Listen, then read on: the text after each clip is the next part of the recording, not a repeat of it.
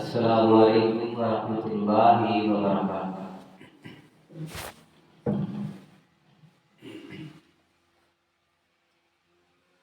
الحمدللہ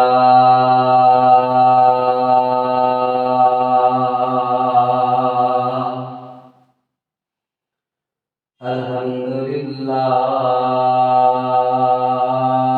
نحمدہ ونستعینہ ونستغفرہ ونؤمن به ونتوکل علیہ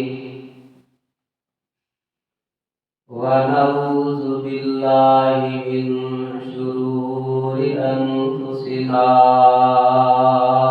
ومن سیئات اعمالنا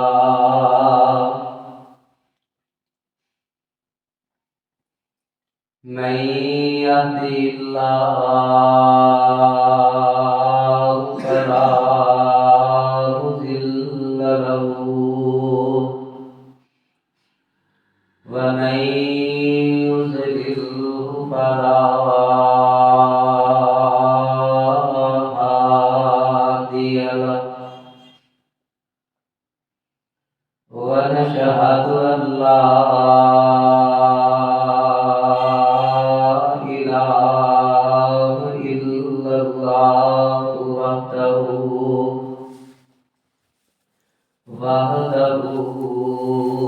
لا شريك له وأشهد أن محمدا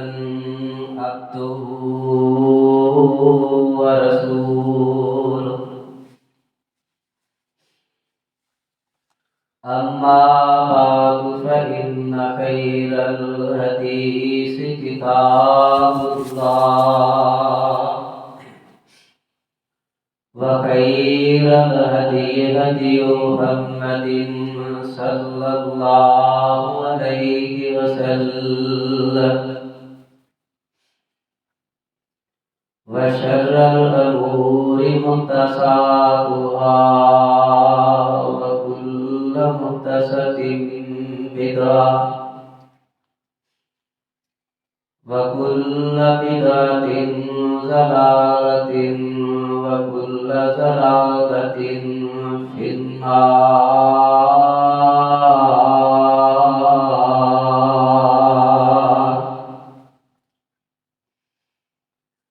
من يطع الله ورسوله فقد رشد واهتدى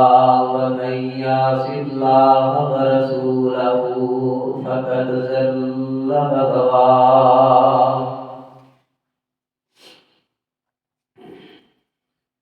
اللهم صل على محمد وعلى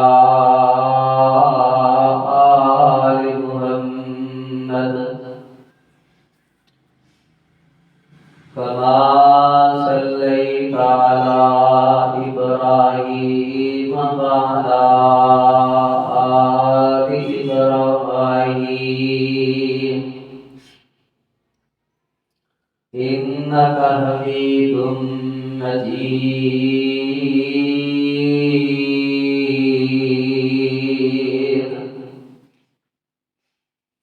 اللهم بارك على محمد وعلى آل محمد كما باركت على إبراهيم وعلى آل إبراهيم إنك حميد مجيد.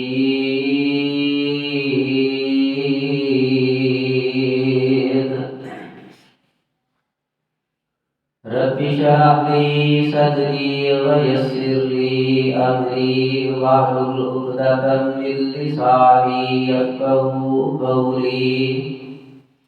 رب زدني علما رب زدني علما رب زدنا فهما. رب ارحمهما كما ربياني صغيرا.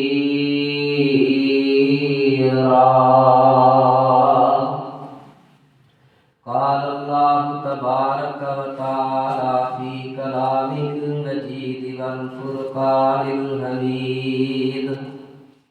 أعوذ بالله من الشيطان الرجيم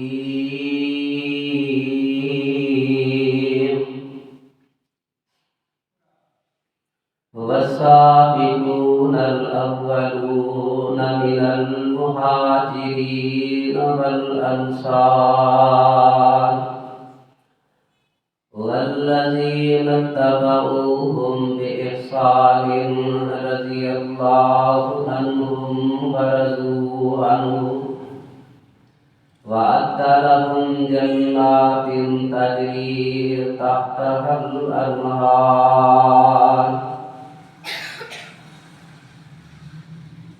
خالدين فيها أبدا ذلك الفوز العظيم.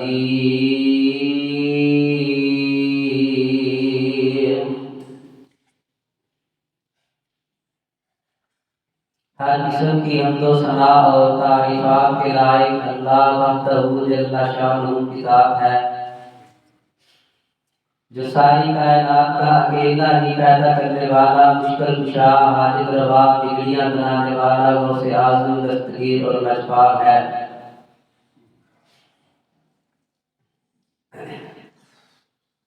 اسی نے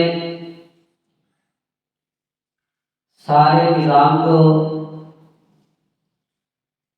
اس کائنات کے اندر بنایا۔ وہ جانتا ہے جو کچھ زمین کے اندر چھپا ہوا ہے، وہ ظاہر کو بھی جاننے والا اور وہ باطن کو بھی جاننے والا، جو دلوں کے اندر آنے والے ہر خیال تک سے واقف ہے، اور جو ہماری تنہائیوں سے بھی واقف ہے اور ہمارے ظاہر سے بھی واقف ہے۔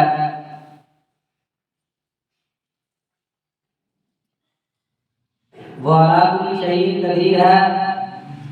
جب چاہتا ہے، جس وقت چاہتا ہے، جس کے ساتھ چاہتا ہے، جو چاہتا ہے کر گزرتا ہے، اس سے کوئی پوچھنے والا نہیں ہے۔ اس کے اقتدار میں، اس کے اختیار میں، اس کی وحدانیت میں، اس کی ربوبیت میں، اس کی الوہیت میں کوئی اس کا شریک نہیں ہے۔ انگنت لا تعداد بے شمار حد و حساب درود و سلام پاک بازوں کے سردار، اماموں کے امام، ولیوں کے امام، نبی کے آخر الزمان، خاتم النبیین، اشرف الانبیاء، خاتم الانبیاء، امام المرسلین،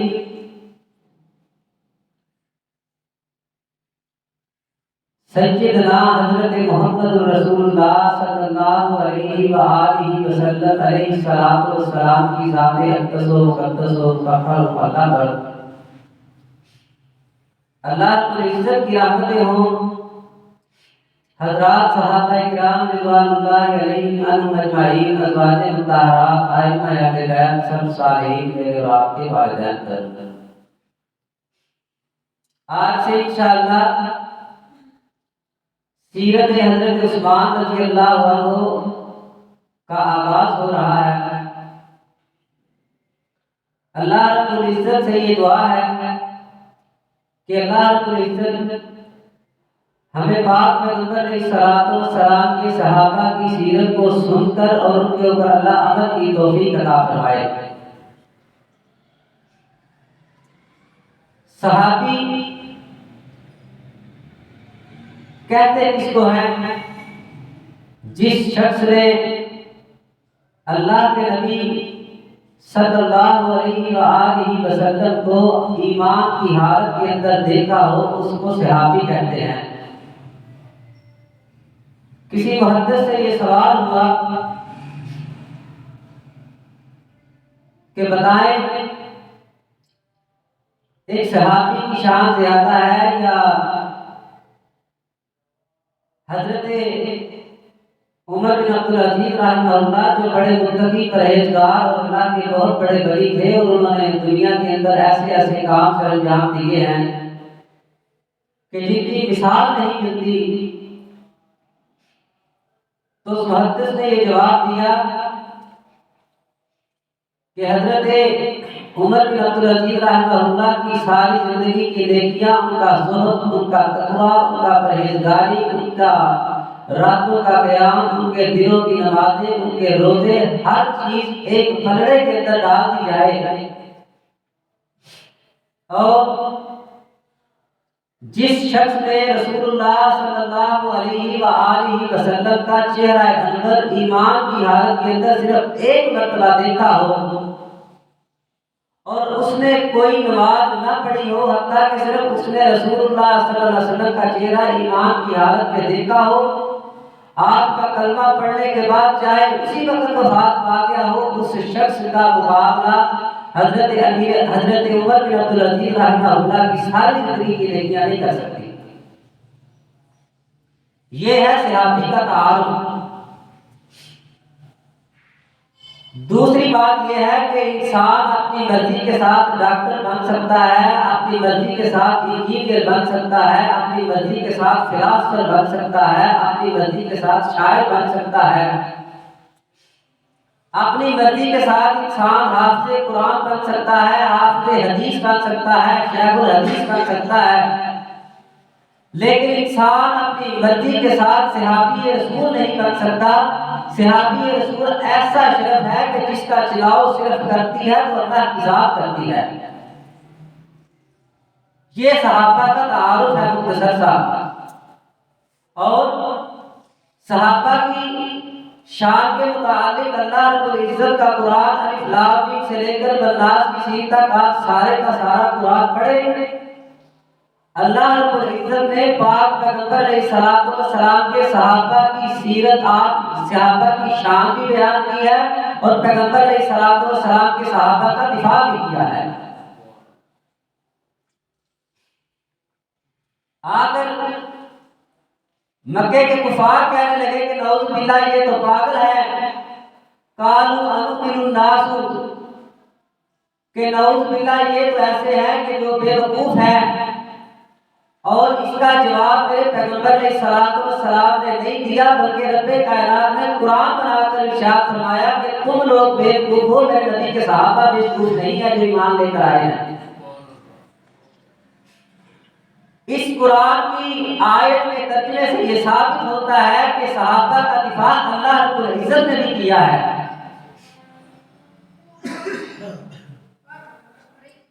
جس وقت اللہ کے رسول صلی اللہ علیہ وآلہ وسلم نے نبوت اور رسالت کا اعلان کیا تو حضرت ابوبکر صدیق رضی اللہ عنہ ایمان لا چکے تھے، اور حضرت ابوبکر صدیق رضی اللہ عنہ کافی قریبی تھے حضرت عثمان بن عفان رضی اللہ عنہ کے. آپ کی برادری ایک تھی، کنبہ ایک تھا، قبیلہ ایک تھا، خاندان ایک تھا. حضرت ابوبکر صدیق رضی اللہ عنہ نے سفر کی حالت میں اندر حضرت عثمان رضی اللہ عنہ کو بتایا کہ اللہ کے رسول حضرت محمد رسول اللہ صلی اللہ علیہ وسلم نے نبوت کا اعلان کیا ہے اور خاتم النبیین کا ہونے کا اعلان کیا ہے. حضرت عثمان اور حضرت ابوبکر صدیق ایسے صحابہ ہیں کہ جنہوں نے کوئی ایسی نشانی دیکھنے کا مطالبہ نہیں کیا، من مان انہوں نے دل و جان سے تسلیم کر کے اللہ کے پیغمبر علیہ الصلوۃ والسلام کا کلمہ پڑھا ہے. اور حضرت عثمان رضی اللہ عنہ اسی وقت اپنی زبان حال سے پکارتے ہیں اشہد ان لا الہ الا اللہ و اشہد ان محمدًا عبدہ و رسولہ. جس وقت حضرت عثمان رضی اللہ عنہ نے اسلام قبول کیا تقریباً 16 یا 18 صرف مسلمان لوگ ہوئے تھے، اور حضرت عثمان رضی اللہ عنہ کے متعلق یہ قرآن کی آیت ہے کہ میں نے قرآن کی آیت پڑھی ہے والسابقون الاولون من المہاجرین والانصار والذین اتبعوہم باحسان رضی اللہ عنہم ورضوا عنہ. کہ سب سے پہلے ایمان لے کر آنے والے، سب سے پہلے کلمہ پڑھنے والے، سب سے پہلے پیغمبر علیہ الصلوۃ والسلام کی زیارت کرنے والے، سب سے پہلے پیغمبر علیہ الصلوۃ والسلام کے پیچھے نمازیں پڑھنے والے، سب سے پہلے پیغمبر علیہ الصلوۃ والسلام کی نبوت اور رسالت کا اعلان کرنے والے، اور پھر اس کے بعد سب سے پہلے جنہوں نے ہجرت کی ہے وہ سب سے پہلے ہجرت کرنے والے حضرت عثمان رضی اللہ عنہ ہیں۔ آپ کی زوجہ محترمہ حضرت رقیہ رسول اللہ صلی اللہ علیہ وآلہ وسلم کی بیٹی تھی، اور چند ایک گروہ پاکستان کے اندر ایسے بھی موجود ہیں کہ جو کہتے ہیں کہ نعوذ باللہ اللہ کے پیغمبر علیہ الصلوۃ والسلام کی ایک ہی بیٹی تھی، لیکن وہ اس قرآن کے ترجمے کو پڑھے، انما یرید اللہ لیذھب عنکم الرجس اہل البیت وَيُطَهِّرَكُمْ تَطْہِیرًا، اور قرآن کی اس آیت کو پڑھیں کہ جس کے اندر رب العالمین نے قرآن کے اندر یہ ارشاد فرمایا ہے کہ مسلمان بیٹیوں اور عورتوں سے کہیں اور اپنی بیٹیوں کو حکم دے کہ وہ پردہ لازم اپنے اوپر اختیار کریں، یعنی کہ اللہ کے پیغمبر علیہ الصلوۃ والسلام کی 4 بیٹیاں تو قرآن سے ثابت ہیں، اور جو شخص پیغمبر علیہ الصلوۃ والسلام کی باقی 3 بیٹیوں کا انکار کرتا ہے ہم اس کے اسلام کے اوپر انکار کریں گے۔ اور حضرت عثمان بن عفان رضی اللہ عنہ کی زوجہ محترمہ حضرت رقیہ بنت رسول صلی اللہ علیہ وسلم حضرت خدیجہ کبریٰ رضی اللہ عنہ کی بطن سے تھی۔ رسول اللہ صلی اللہ علیہ وسلم نے ان کے ساتھ ان کی شادی کی، اور کفار نے حضرت عثمان رضی اللہ عنہ کو اتنی اذیتیں پہنچانے کی کوشش کی کہ حتیٰ کہ آپ کے چچا نے آپ کو رسیوں کے ساتھ باندھ دیا۔ کچھ دن اس نے یہ ظلم جاری رکھا، اور یہ ظلم اور بربریت رسول اللہ صلی اللہ علیہ وسلم کے کئی صحابہ نے برداشت کیے، اور اگر ہم رسول اللہ صلی اللہ علیہ وسلم کے نئے جو صحابہ جو مسلمان ہوئے تھے، اگر ہم حضرت بلال رضی اللہ عنہ کو دیکھتے ہیں تو پھر بھی ظلم کی داستان رقم ہے کہ ان کو تکتے ہوئے کوئلے کے اوپر لٹایا گیا۔ اگر ہم حضرت عثمان بن عفان رضی اللہ عنہ کی طرف دیکھتے ہیں تو سگا چچا آپ کو رسیوں کے ساتھ باندھ دیتا ہے، حالانکہ یہ امیر بھی ہے، بہت زیادہ مالدار بھی ہے، لیکن اس کے باوجود حضرت عثمان رضی اللہ عنہ کے اوپر ظلم کرنے والا ان کا سگا چچا تھا۔ اور اگر آپ دیکھیں آل یاسر کو دیکھیں، اور اللہ کے رسول صلی اللہ علیہ وسلم کے یہ خاندان جو آل یاسر کا خاندان ہے، حضرت صفیہ رضی اللہ عنہ ایک باندھی ہے، ابو جہل کہنے لگا کہ کلمہ پڑھنے سے انکار کر دو وگرنہ تمہیں اذیتیں دے دے کر قتل کر دیں گے۔ اور انہی کا بیٹا حضرت عمار بن یاسر رضی اللہ عنہ بھی جنگ صفین کے اندر شہید ہوئے تھے، آپس کی وہ مسلمانوں کی جنگ تھی۔ بہرکیف حضرت یاسر کا جو خاندان تھا، آپ کی زوجہ حضرت صفیہ رضی اللہ عنہ تھی، کہنے لگی قتل ہونا تو گوارا ہے، مٹ جانا تو گوارا ہے، محمد رسول اللہ صلی اللہ علیہ وسلم کا کلمہ چھوڑنا گوارا نہیں۔ اور کتنا ظلم کیا ابو جہل نے، جس طرح فرعون اور حمان اور شداد تھے، وہ بھی مکے کا بہت بڑا فرعون تھا، اس نے کیا کیا، حضرت صفیہ رضی اللہ عنہ کا ایک ان کی ٹانگ ایک رسی کے ساتھ باندھی، دوسری ٹانگ دوسری رسی کے ساتھ باندھی، اور ایک رسی اس نے ایک اونٹ کی ساتھ باندھی اور دوسری رسی دوسرے اونٹ کے ساتھ باندھ کر اتنا بڑا ظلم کرتا ہے کہ حضرت صفیہ رضی اللہ عنہ کی ٹانگیں باندھ کر کہتا ہے آخری بار میں کہا نہیں تو اونٹوں کو حکم دوں گا، ایک اس طرف بھاگ جائے گا دوسرا اس طرف بھاگ جائے گا۔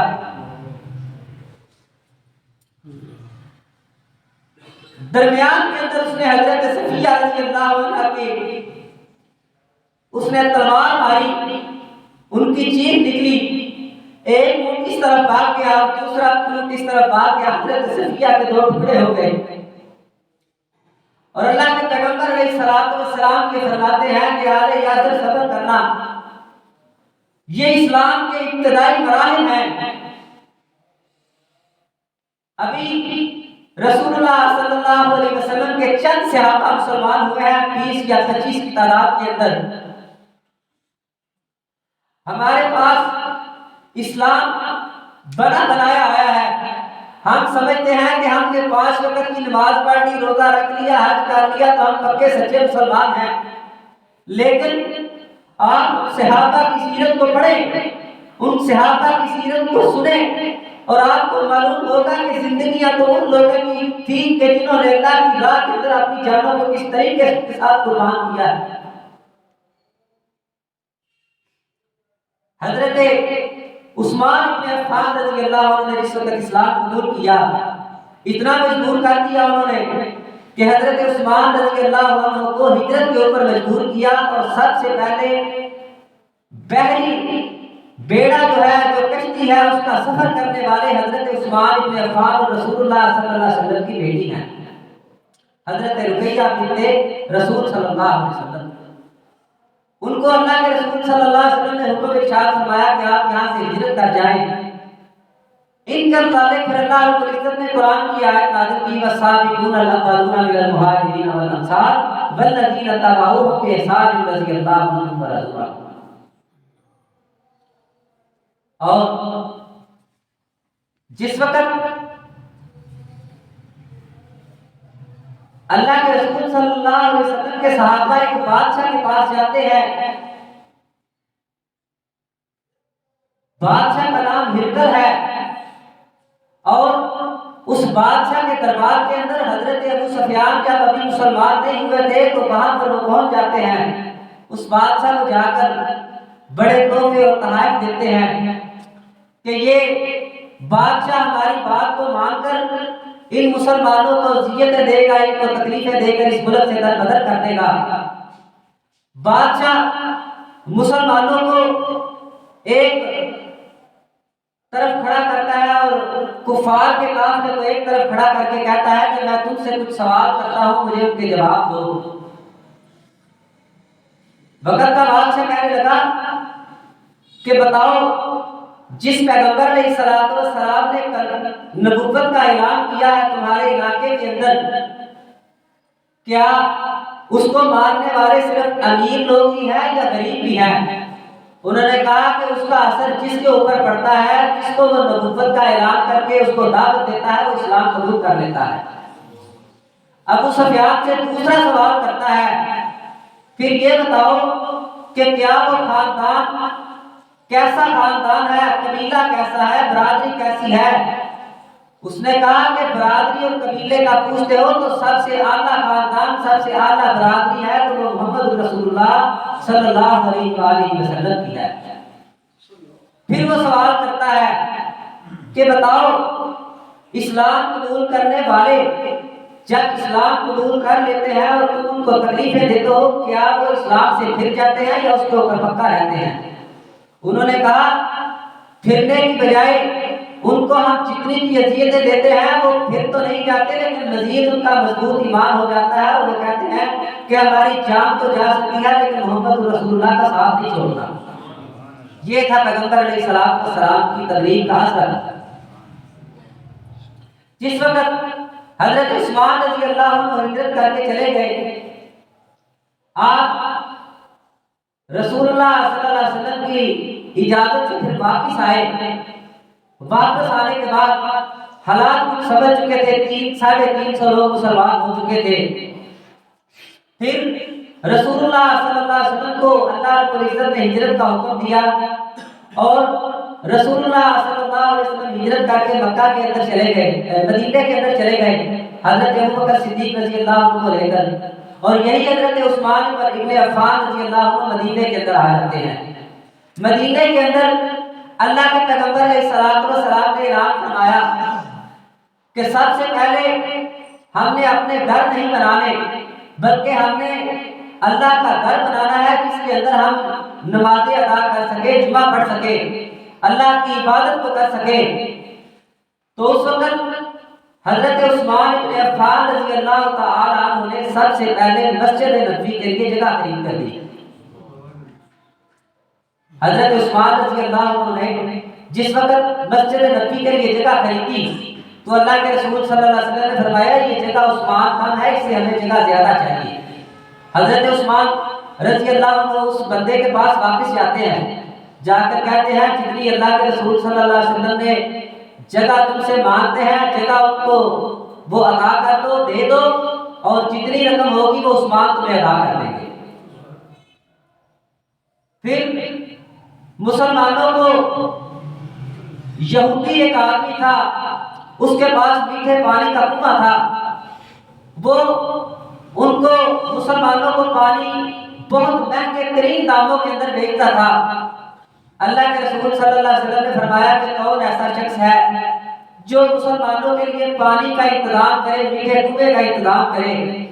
حضرت عثمان رضی اللہ عنہ اس کے پاس جاتے ہیں، جا کر کہتے ہیں اس کی قیمت بتا۔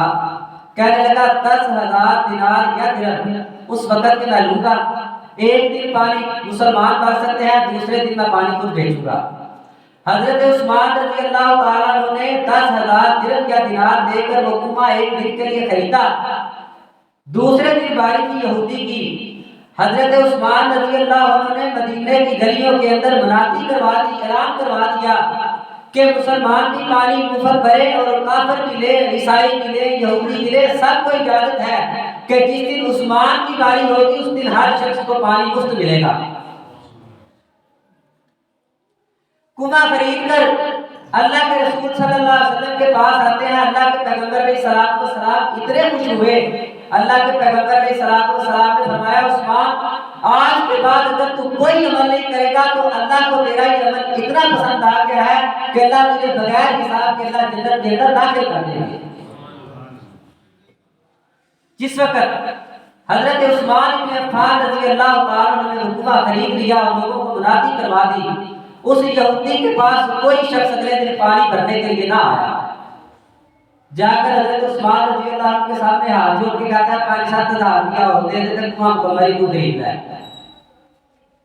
حضرت عثمان رضی اللہ تعالیٰ عنہ نے اس کو بقایا پیسے دیے اور حضرت عثمان فرمانے لگے قیامت تک یہ کنواں مسلمانوں کے لیے، کافروں کے لیے، یہودیوں کے لیے، عیسائیوں کے لیے اللہ کی راہ کے لیے وقف ہے۔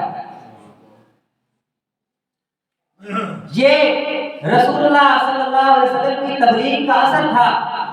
کہ نبی پاک صلی اللہ علیہ وسلم کے صحابہ اثار اور قربانی کا جذبہ رکھنے والے تھے۔ ہمارے اندر عقل کی کمی نہیں، شعور کی کمی نہیں، ہمارے اندر نہ مال کی کمی ہے نہ عقل کی کمی ہے، لیکن ہمارے اندر ایک کمی ضرور ہے اور ہر شخص کے اندر یہ پائی جاتی ہے، شاید کہ میں بھی اس کا مجرم نہ بن جاؤں، کہ ہم عقل کا استعمال کرتے ہیں صرف لوگوں کے لیے، جہاں سے ہمیں مطلب نکلنا ہو اس جگہ پر ہم عقل کا استعمال کرتے ہیں، لیکن ہم عمل کا اہتمام نہیں کرتے کہ جو اعمال رسول اللہ صلی اللہ علیہ وسلم نے ہمیں بتائے ہیں کیا ان اعمال کے مطابق ہمیں اپنی زندگی کو بسر کرنا چاہیے۔ جنہوں نے رسول اللہ صلی اللہ علیہ وسلم کا کلمہ پڑھا ہے، اسلام قبول کیا ہے، اللہ کے پیغمبر علیہ الصلوۃ والسلام کے اوپر ایمان لے کر آئے ہیں، ایمان لانے کا سب سے بڑا جو مقصد یہ تھا کہ جس طرح علامہ اقبال رحمۃ اللہ علیہ نے فرمایا ہے کہ فرشتوں سے بہتر تو انسان کرتا ہے مگر اس میں کچھ لگتی ہے محنت زیادہ۔ انسان فرشتوں سے بہتر بن سکتا ہے لیکن اس کے اوپر محنت کی ضرورت یہ ہے کہ انسان اپنے آپ کو بھی انسان سمجھے اور گزرنے والے کو بھی انسان سمجھے۔ یہ پیغمبر علیہ الصلوۃ والسلام کی تربیت کا اثر تھا کہ حضرت عثمان رضی اللہ عنہ نے سب کے لیے اعلان کروا دیا کہ جو شخص بھی چاہے